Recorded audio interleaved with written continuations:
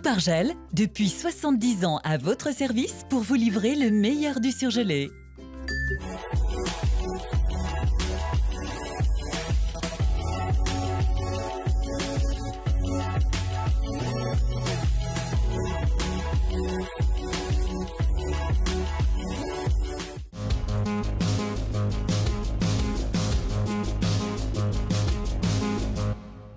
Course-poursuite à l'aéroport Saint-Exupéry, trafic interrompu et un individu interpellé. 10 000 personnes ont participé samedi à la marche pour le climat à Lyon. Enfin, la visite du prince héritier du Japon entre Saône et Rhône. Quand je suis rentré dans l'avion, moi j'ai vu par la passerelle qu'il y avait plein de mouvements dans l'aéroport. Il y avait des gens qui couraient, donc c'était un peu surprenant. C'est l'image du jour, une incroyable course-poursuite ce matin sur les pistes de l'aéroport Saint-Exupéry. Un individu pris en chasse à contresens sur la 43 par la police a forcé les portes du terminal 1 avant de rejoindre le tarmac où il a finalement été interpellé. L'homme âgé de 31 ans ne serait pas connu des services de police. On a ouvert, nous, parquet de Lyon, une enquête de crime flagrant qui est confiée à la direction centrale de la police judiciaire et la direction interrégionale de police judiciaire de Lyon. Elle est pour des faits de tentative de meurtre en bande organisée, association de malfaiteurs en vue de tentative de meurtre en bande organisée, des dégradations volontaires par moyens dangereux, ce sont les infractions principales. Un employé qui travaillait sur le site a été légèrement blessé. L'individu interpellé a essuyé des tirs de la police, mais il est indemne et il a été placé en garde à vue. Ce qu'on peut, nous, décrier unité GP Police, c'est le manque d'effectifs criant qu'il y a sur site aéroport Saint-Exupéry et le centre de rétention administratif. Un nouveau terminal sur cet aéroport Saint-Exupéry qui est international, qui accueille des vols internationaux, faut-il le rappeler. Tout ça à effectif constant. Le trafic aérien a dû être interrompu à Saint-Exupéry aujourd'hui. On a 17 vols qui ont été déroutés à l'arrivée sur les aéroports proches, donc Genève, Grenoble, Chambéry, Clermont-Ferrand. Et on a à ce stade 24 vols au départ annulés et 28 vols à l'arrivée. Un trafic aérien qui a repris progressivement en fin de journée.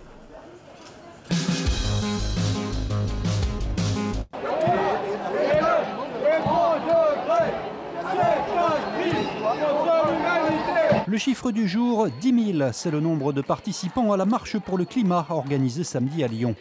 Ça devrait être important en fait pour tout le monde parce que c'est pour nos enfants en fait. Nous on n'a pas encore d'enfants, ça va même se poser la question est-ce que ça sert vraiment à quelque chose de faire des enfants si c'est pour leur laisser une planète complètement détruite. Et comme a dit Nicolas Hulot, des petits pas et comme on dit aujourd'hui ça suffit pas, il faut faire des grands pas et ça fait super longtemps qu'on le dit. Maintenant en fait il faut agir donc on est là. On attend que le gouvernement il fasse quelque chose, en fait on est en train de cramer, on va tous cramer quoi. Après le siège pacifique de l'hôtel de ville, les manifestants ont défilé jusqu'à la place Bellecour.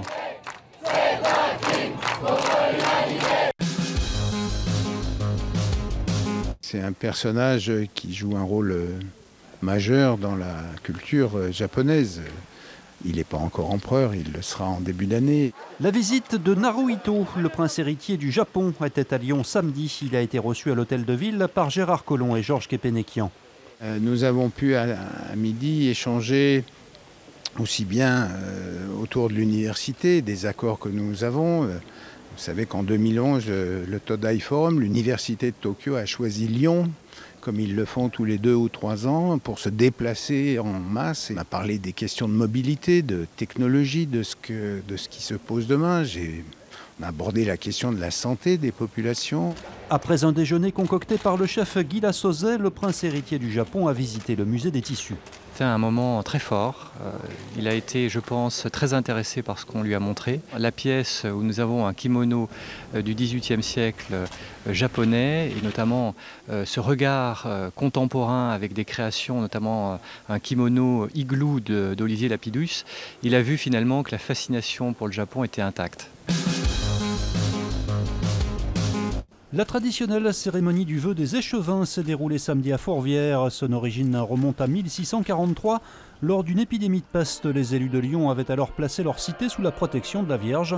Aujourd'hui encore, les élus locaux assistent à la messe du cardinal Barbarin, une entorse à la laïcité selon certains. Nous considérons que les élus n'ont pas à soumettre aux religieux la sécurité notamment de la ville. Et que les politiques participent à cette cérémonie, c'est vraiment une transgression de la loi de 1905. C'est aussi marcher sur la laïcité qui est un principe fondamental de notre République. Donc c'est inacceptable. Quand les élus viennent, ça veut dire qu'ils comprennent ce qu'est l'histoire de la ville de Lyon, ce qu'est l'histoire de la région, la place qui a tenu la religion catholique, la place qui a tenu la chrétienté. Et c'est un dialogue et un échange qui est, à mon avis, très très bienvenu pour la quiétude et la sérénité de tout le monde.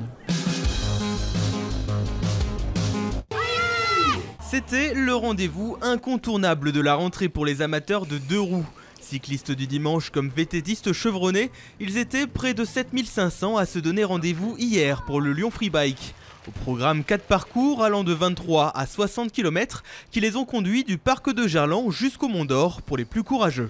C'est ce qu'on adore sur l'épreuve, c'est d'avoir ces deux pendants, à la fois le VTT un peu sportif, un peu technique dans les Monts d'Or, et puis ces épreuves ouvertes à tous et vraiment très accessibles au cœur de Lyon, en traversant un certain nombre de sites assez notables de la ville, et ils sont nombreux.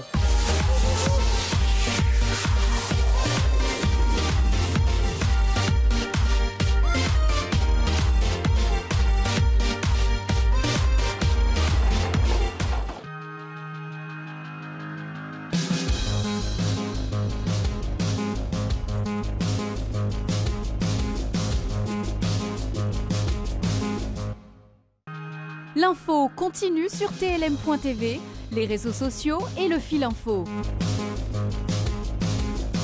La météo